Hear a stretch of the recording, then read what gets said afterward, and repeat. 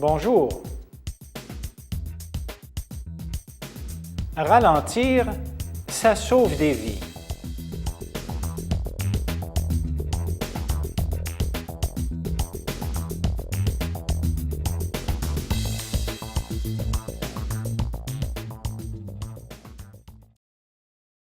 Voici ce que les recherches démontrent. Premièrement, un conducteur sur 3 seulement respecte la limite de vitesse. Deuxièmement, la vitesse est la première cause d'accident dans 23% des accidents mortels, 19% des accidents graves et 13% des accidents légers. C'est la deuxième plus importante cause d'accident après l'alcool.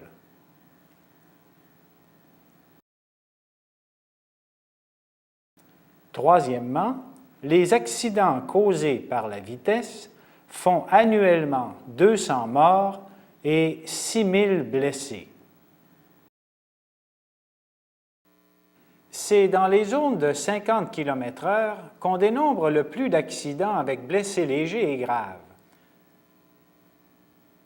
C'est dans les zones de 90 km/h qu'il y a le plus grand nombre d'accidents mortels. Les zones de 50 et 90 km/h sont les plus à risque. Dans les zones de 50 km/h, il y a le risque de heurter un piéton, d'entrer en collision avec un cycliste ou d'autres accidents du genre. Dans les zones de 90 km/h, il y a le risque de violentes collisions. Il est important de respecter les limites de vitesse.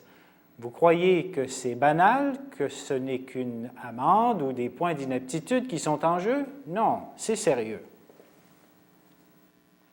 La vitesse augmente la distance d'arrêt. Un automobiliste aperçoit un obstacle sur sa route.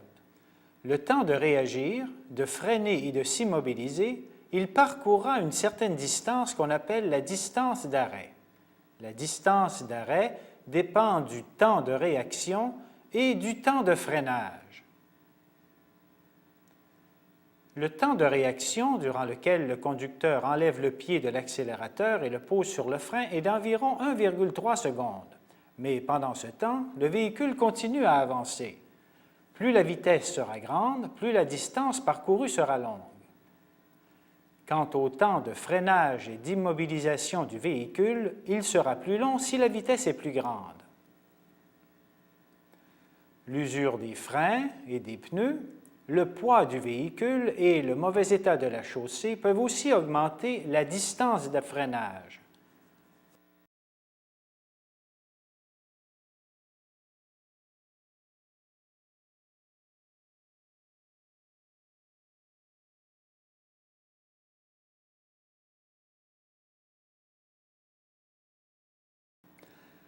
Beaucoup de gens croient que les freins ABS permettent de freiner sur une plus courte distance, mais cela est inexact. Sur une chaussée sèche ou mouillée, la distance de freinage de l'ABS est à peu près la même qu'avec les freins conventionnels. Par contre, sur le gravier, la neige fondante et la neige, la distance d'arrêt des freins ABS est plus longue que celle des freins conventionnels.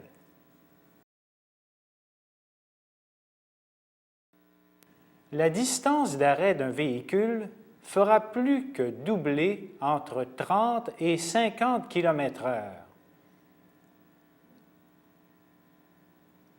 La distance d'arrêt d'un véhicule fera presque tripler entre 50 et 100 km/h.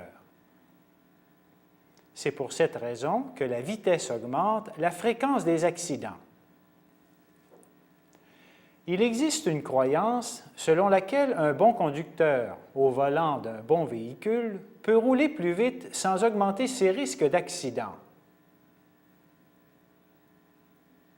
C'est ce que vous croyez, vous aussi? Eh bien, c'est une erreur. Quand la vitesse augmente, la fréquence et la gravité des accidents augmentent. La vitesse augmente la violence des chocs. En raison de l'augmentation de la violence des chocs, la vitesse augmente la gravité des blessures en cas d'accident. Le risque d'être gravement blessé ou tué lors d'un impact double entre 50 et 70 km/h.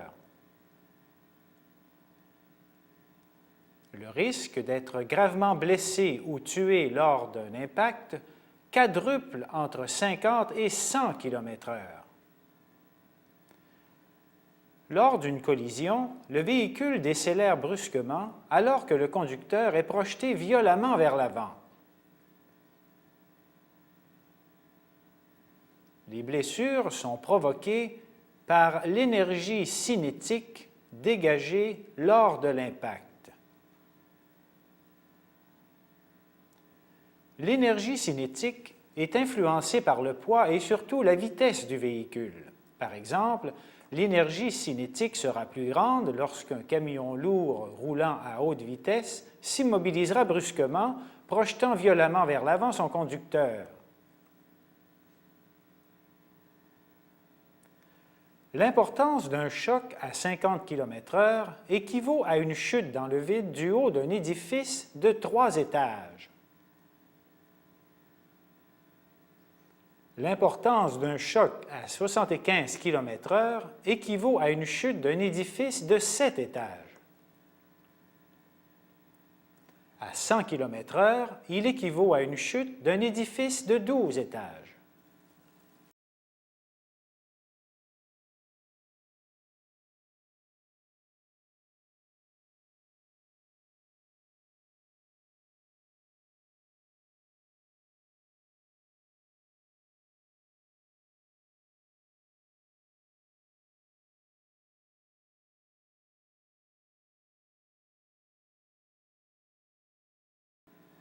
La vitesse réduit l'adhérence du véhicule. Un automobiliste roulant à grande vitesse court plus de risques de perdre la maîtrise de son véhicule dans les courbes à cause de la force centrifuge. C'est bien connu, à haute vitesse, les risques de dérapage sont plus grands car le véhicule colle moins à la route. Au début du virage, les pneus s'écrasent, les ressorts fléchissent et la suspension empêche le véhicule d'être tiré vers l'extérieur de la route. Si la vitesse est trop grande, les pneus adhèrent moins à la route et la force centrifuge provoque le dérapage ou le renversement du véhicule.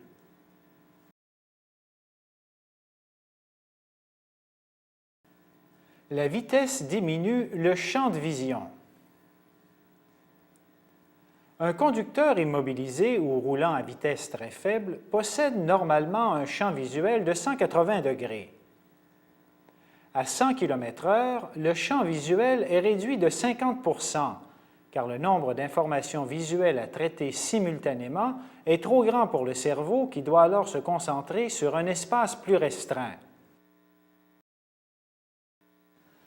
Plus la vitesse du véhicule est élevée, plus le cerveau reçoit d'informations qu'il ne peut traiter et plus le champ visuel diminue. Ces informations sont parfois très importantes. Par exemple, un enfant qui s'apprête à traverser la rue ou un véhicule qui surgit d'une intersection. L'automobiliste ne les verra pas nécessairement. La vitesse rend impossible certaines manœuvres d'urgence comme freiner, éviter un obstacle ou changer de direction. Une automobile ou un camion ne peut instantanément s'arrêter sur place, ni faire un changement de direction à 90 degrés. Or, quand la vitesse augmente, il devient difficile d'éviter un obstacle. Un cycliste, par exemple. Regardez. En ne roulant pas trop vite, il devient possible d'éviter un tel obstacle. Regardez.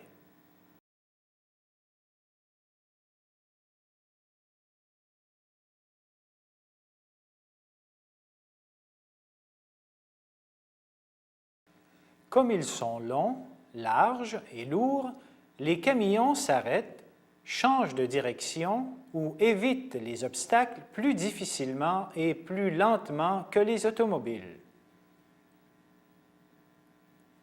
Pour freiner, par exemple, le camion a besoin de plus de temps et d'espace que l'automobile.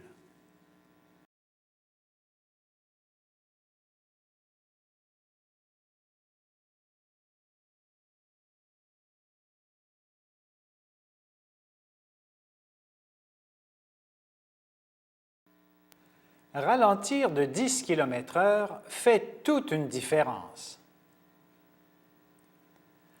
Vous croyez qu'il n'est pas important de ralentir? Laissez-moi vous expliquer et après pensez-y bien. Prenons l'exemple d'un conducteur roulant à 50 km/h dans des conditions normales sur une chaussée sèche.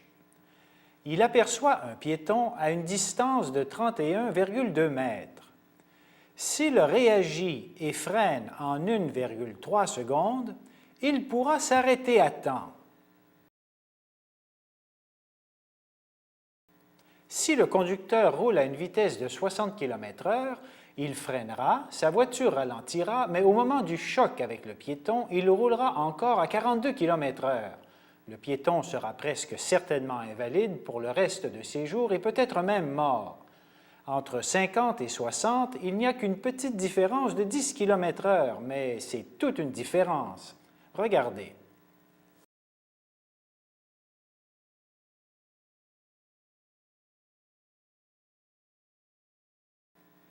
À une vitesse de 50 km/h, l'auto peut freiner à temps et le piéton rentre chez lui indemne.